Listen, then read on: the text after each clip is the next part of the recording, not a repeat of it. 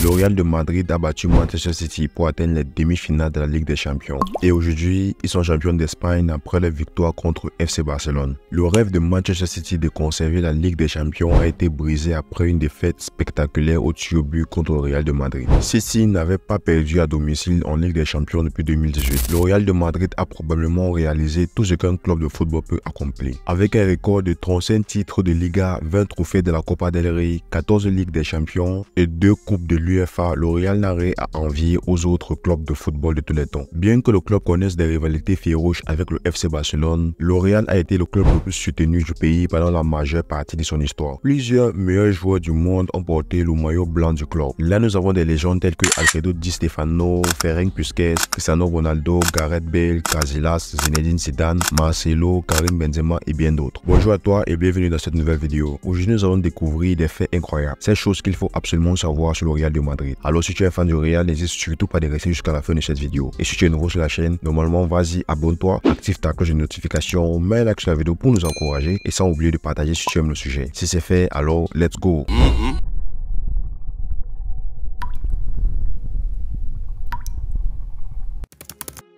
Bien que le club ait été fondé en 1902, il s'appelait à l'origine Madrid Football Club. Ce n'est qu'en 1920 que le roi Alphonse XIII lui a donné le titre de Real ou alors Royal en anglais. Ses premières années ont été assez fructueuses pour le Real, comme en témoignent ses 4 victoires consécutives en Copa del Rey de 1905 à 1908. Déjà au début de la Seconde Guerre mondiale, le Real pouvait se vanter d'avoir remporté 2 titres de la Liga et 7 trophées de la Copa del Rey. L'après-guerre a vu Santiago Bernabéu prendre la présidence du club, et ceci après avoir exercé diverses fonctions au sein du club depuis son entrée dans les rangs des juniors en 1909. Confronté à la difficile tâche de reconstruire le club, Bernabéu décide alors de construire un stade flambant neuf, ce qui va être rebaptisé par la suite Stade Santiago Bernabéu. C'est lui qui à cette époque décide de signer un certain nombre de joueurs internationaux de premier plan afin d'être compétitif sur la scène européenne. Avec une équipe de rêves centrée sur les talents d'Alfredo Di Stefano, Ferenc Puskas et Francis Gento, le Real de Madrid a remporté 4 Ligas et une Copa del Rey à la fin des années 60. Plus impressionnant encore, le club a remporté les 5 premières Coupes d'Europe jamais organisées, détruisant ainsi tous les adversaires sur son passage entre 1956 et 1960. Cette équipe légendaire est toujours considérée par beaucoup comme la plus grande équipe de football jamais construite. Les 2 décennies suivantes ont été tout aussi glorieuses pour l'armée grandissante des supporters du club. En plus de faire le ménage dans les compétitions nationales en remportant un nombre sans précédent de 14 Ligas et 5 Copa del Rey, l'année 1966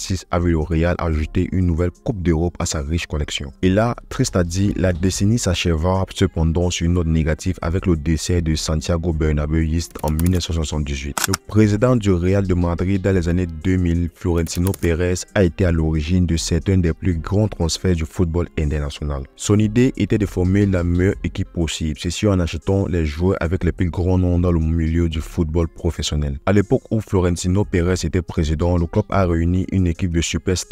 Ils étaient appelés les fameux Galacticos. L'aile des Galacticos du Real de Madrid comprenait des joueurs tels que Zinedine Zidane, Luis Figo, David Beckham, Cristiano Ronaldo et Roberto Carlos.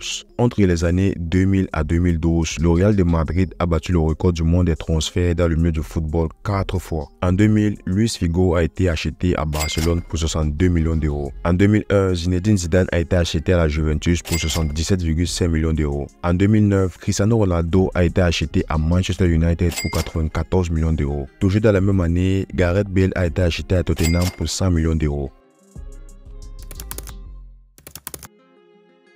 Fondé en 1902, le Real Madrid s'est d'abord appelé Madrid Club de Football. En 1903, le roi Alphonse XIII a ajouté le nom Real à l'avant de l'écu, ce qui signifie en réalité Royal en raison du succès international de l'équipe. L'emblème de la couronne sur le bouclier est apparu lorsque le nom a été modifié.